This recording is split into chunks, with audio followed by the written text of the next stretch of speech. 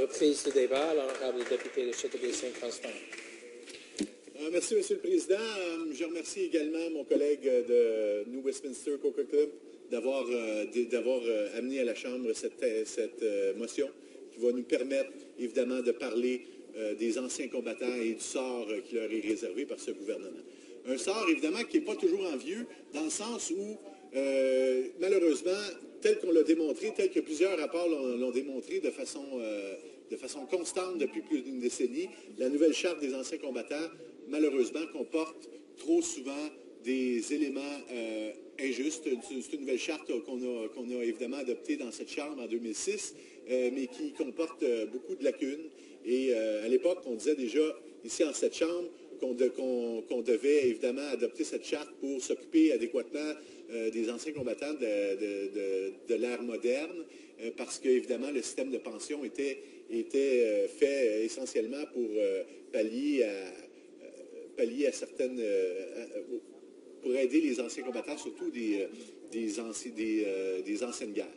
Bien, évidemment, lorsqu'on a adopté dans cette Chambre cette nouvelle charte, on a dit que ça devait être un document vivant qui devait être modifié. On savait déjà à l'époque qu'il y aurait certaines lacunes et qu'on devrait l'améliorer au fur et à mesure que les problèmes seraient démontrés, seraient notés. Et malheureusement, je pense que le gouvernement n'a pas fait son travail de façon adéquate parce que depuis, une seule mesure a été adoptée dans cette Chambre et on a annoncé évidemment quelques mesures récemment par le nouveau ministre des Anciens combattants, mais essentiellement, ce ne sont que de demi-mesures, des mesures qui ont été déposées dans le C-58. J'y reviendrai un petit peu plus tard. Mais les anciens combattants de Colombie-Britannique, récemment, il y a 2-3 ans, devant l'inaction de cette Chambre à améliorer cette nouvelle charte, a dû aller devant les tribunaux, comme d'autres groupes ont dû le faire pour faire valoir leurs droits.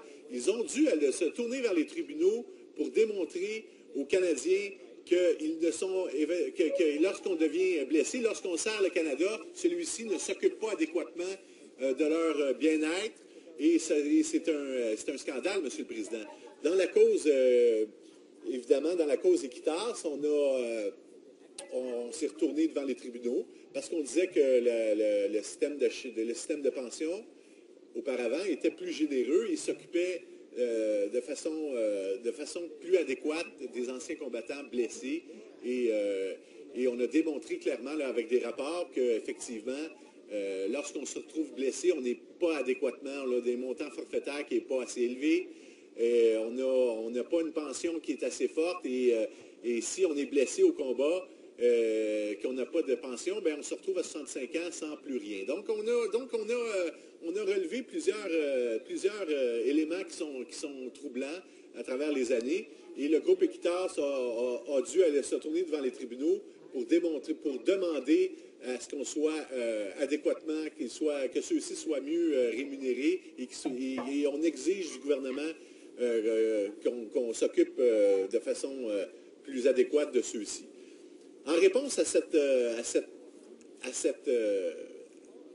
cause, les procureurs du gouvernement, pour bloquer ce recours collectif, ont eu l'indécence d'indiquer à la Cour que le gouvernement n'avait aucune espèce d'obligation morale, sacrée, ni fiduciaire, pas plus que judiciaire, de s'occuper des anciens combattants.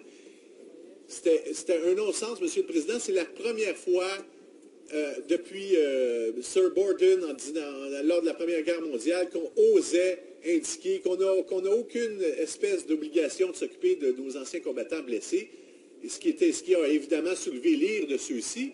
Et le gouvernement, le ministre et le gouvernement, il y a 2 ans, à l'époque, on a au silence radio lorsqu'on demandait à maintes reprises de contredire leurs procureurs qui s'occupent de cette cause-là. Mais non, on les a laissés faire, on les a laissés invoquer cette situation, ce qui a soulevé l'ire de plusieurs, de l'opposition, évidemment, et des anciens combattants eux-mêmes, parce que ça n'a aucun sens, M. le Président. Aucun gouvernement n'a eu l'indécence de soulever de contredire cette obligation de cette obligation sacrée de s'occuper des anciens combattants. Il faut comprendre que ceux-ci, lorsqu'un soldat s'engage pour servir le Canada, il s'engage également à mettre ses intérêts de côté pour primer, pour que les intérêts d'autrui, les intérêts de la nation priment sur le leur. Ils acceptent de mettre leur vie en danger, ils acceptent d'aller au combat, tout avec une situation, M. le Président, où ceux-ci n'ont pas la certitude que le pays, que les citoyens du Canada vont s'occuper d'eux et de leur famille. C'est complètement aberrant, M. le Président, et c'est une situation, évidemment, qu'on décrit haut et fort.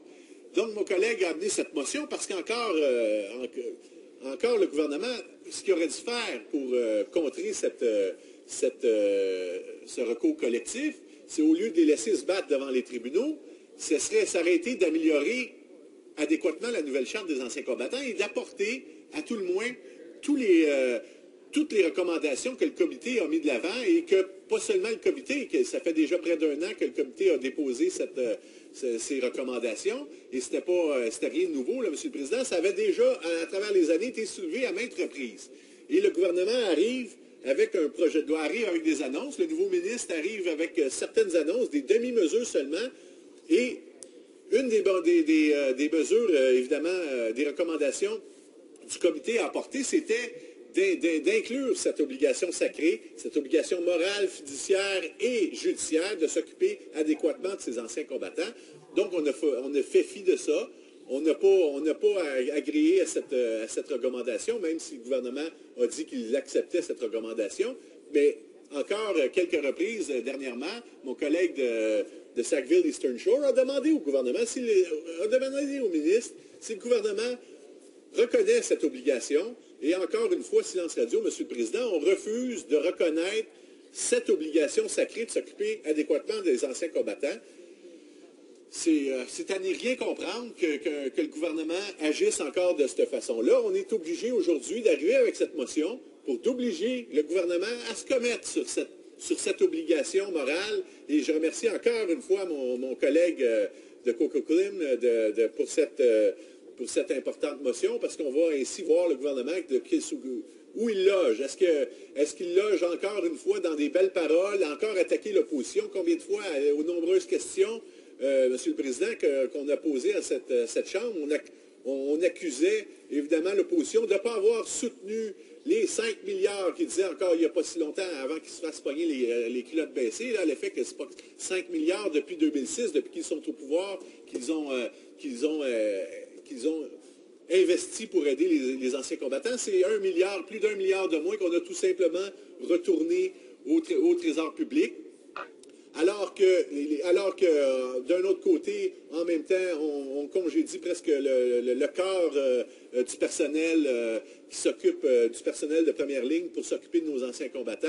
On ferme des bureaux régionaux, on n'utilise pas les budgets de façon totale et constante, alors que, tel que je le mentionne, nos anciens combattants ne sont pas assez rémunérés. Lorsqu'ils se retrouvent blessés, ils se retrouvent avec, si on compare avec plusieurs autres personnes de la fonction, autant de la fonction publique ou du secteur privé, ceux-ci se voient moins bien dédommagés. Ils se retrouvent avec, dans plusieurs situations où certains doivent se battre pour faire reconnaître leurs droits continuellement. On se retrouve dernièrement avec un manque de personnel, puis c'est une admission du ministre, à l'effet qu'on a trop coupé dans les dernières années, puisqu'on doit faire marche arrière et d'occuper et d'engager 100 nouvelles personnes pour traiter les dossiers des anciens combattants, parce que les gestionnaires de cas actuellement étaient débordés. Il y avait un ratio de 40 anciens combattants pour un, ce qui était beaucoup trop, ce qui se retrouvait dans ceux-ci qui n'étaient pas aptes à pouvoir aider adéquatement les anciens combattants à faire le suivi, à remplir les documents. C'est souvent des formulaires à pu finir à remplir, et il faut constamment les remplir, même si on l'a vu dernièrement, même si on est amputé, on demande l'année suivante de reconfirmer qu'on est toujours amputé. On enterre les anciens combattants sous des tonnes de formulaires à remplir, si bien que le but non avoué, c'est évidemment que les anciens combattants se découragent et puis qu'ils cessent de remplir ces documents. Et puis, c'est un non-sens, Monsieur le Président, tout en n'ayant pas assez de gestionnaires de cas pour combler ces lacunes. Donc, en conclusion, Monsieur le Président, puisque j'ai plus le temps, le gouvernement doit reconnaître, doit cesser ces jeux politiques et arrêter d'accuser l'opposition de jouer des jeux politiques alors que c'est eux-mêmes qui le font, et d'appuyer cette motion et d'aller de l'avant avec une amélioration de la nouvelle charte des anciens combattants. C'est de la façon qu'on va cesser la cause Équitas, c'est en appuyant adéquatement nos anciens combattants et en rémunérant de façon adéquate. C'est de la façon d'agir et c'est de cette façon-là que le gouvernement doit agir dans cette cause. Merci. Questions and comments?